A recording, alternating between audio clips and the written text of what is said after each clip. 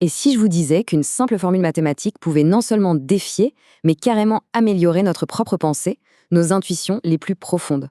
C'est la promesse un peu folle qu'on va explorer ensemble. En fait, c'est pas nouveau. Le grand mathématicien Laplace l'avait déjà compris il y a plus de 200 ans. On n'est pas là pour parler de maths abstraites, non. Il s'agit plutôt d'une méthode pour appliquer le bon sens de manière hyper rigoureuse. C'est notre point de départ. Allier, petit test, une énigme tirée du livre de Lin Wang pour mettre notre intuition à l'épreuve. Prenez une seconde. Quelle est la toute première réponse qui vient en tête? Si vous avez pensé une chance sur deux, eh bien c'est tout à fait normal. C'est la réponse la plus courante, la plus instinctive. Sauf que, et c'est là que ça devient super intéressant, ce n'est pas la bonne réponse. Notre intuition nous joue des tours. Ok, pour comprendre, on va poser les choses simplement. Avant d'avoir la moindre info, il y a 4 combinaisons possibles pour 2 enfants. Garçon-garçon, garçon-fille, fille-garçon et fille-fille. Toutes sont aussi probables les unes que les autres. Ça, c'est notre univers de départ. Et là, on nous donne une info cruciale. Au moins, l'un des enfants est un garçon. Cette phrase, à l'air de rien, change tout. Elle nous permet de rayer un des scénarios de la liste, celui où il y a 2 filles. Ce n'est plus possible, ce qui nous laisse avec seulement 3 cas de figure. Et maintenant, regardons ces 3 possibilités qui restent. Garçon-garçon, garçon-fille, fille-garçon. Sur ces 3 cas, il n'y en a qu'un seul où l'autre enfant est aussi un garçon. La probabilité est donc d'une chance sur 3. C'est complètement contre-intuitif, on est d'accord? Cette petite énigme, en fait, elle est géniale parce qu'elle met le doigt sur un vrai défaut de notre cerveau. Quand on reçoit une nouvelle information, on a beaucoup de mal à recalculer les probabilités correctement. La méthode qu'on vient d'utiliser, lister et éliminer, c'est une version toute simple d'un outil formel bien plus puissant. Dans son livre The Equation of Knowledge, que l'on pourrait traduire par l'équation du savoir, Lin Wang présente le théorème de Bayes comme bien plus qu'une formule. Pour lui, c'est un outil philosophique fondamental. C'est une méthode pour apprendre du monde de manière rationnelle. Alors c'est quoi ce truc concrètement?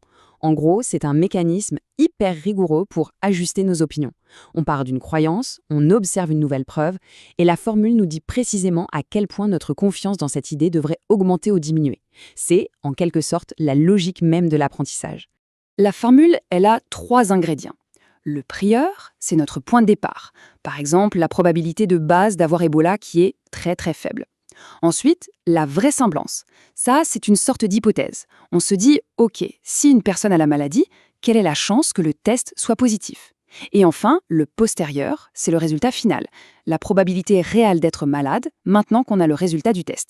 Et attention, là on sort des maths pour entrer dans le monde réel, parce que ce n'est pas juste un jeu intellectuel. Mal comprendre ces probabilités, mal les appliquer, ça peut mener à des erreurs de jugement aux conséquences absolument tragiques. L'histoire de Sally Clark en est l'exemple le plus poignant. C'est une affaire réelle, qui a marqué l'histoire de la justice britannique et qui fait froid dans le dos. Pendant le procès, un chiffre, un seul, a tout fait basculer. Un pédiatre expert affirme que la probabilité que 2 bébés de la même famille décèdent de mort subite du nourrisson est de 1 sur 73 millions. Un chiffre tellement petit, tellement proche de zéro, qu'il semble effacer tout doute possible. Et c'est là que tout dérape. C'est l'erreur tragique, ce qu'on appelle l'erreur du procureur. Le tribunal a confondu 2 questions qui ont l'air semblables, mais qui sont radicalement différentes. La première, c'est quelle est la probabilité de cette preuve si on part du principe qu'elle est innocente? Mais la vraie question, la bonne, c'est quelle est la probabilité qu'elle soit innocente maintenant qu'on a cette preuve? La nuance est fine, mais elle change absolument tout. Cette confusion, ce simple glissement de logique, a directement conduit à la condamnation de Sally Clark. Elle a été innocentée des années plus tard, mais le drame était fait. Une erreur de raisonnement a brisé une vie. Bon, tout ça pour dire quoi? Le but, évidemment, ce n'est pas de mémoriser une formule pour devenir une calculatrice sur pattes. Le véritable enjeu, c'est d'intégrer une nouvelle discipline de pensée.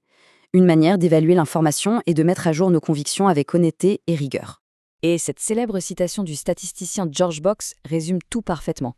L'idée, ce n'est pas de trouver la vérité absolue, certaine et définitive. C'est de construire des modèles du monde, des croyances, qui sont de plus en plus utiles, de mieux en mieux ajustés à la réalité, tout en acceptant qu'ils ne seront jamais parfaits. Alors concrètement, penser comme ça veut dire quoi au quotidien? C'est un peu comme une routine mentale en 4 temps. D'abord, on part avec une opinion de départ. Ensuite, on cherche activement de nouvelles infos, de nouvelles preuves.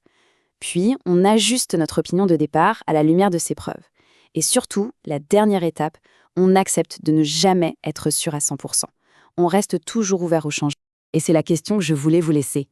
au-delà des énigmes et des drames judiciaires, comment est-ce que cette manière de raisonner, cette acceptation de l'incertitude et cette mise à jour constante de nos croyances pourraient transformer les décisions que vous prenez chaque jour?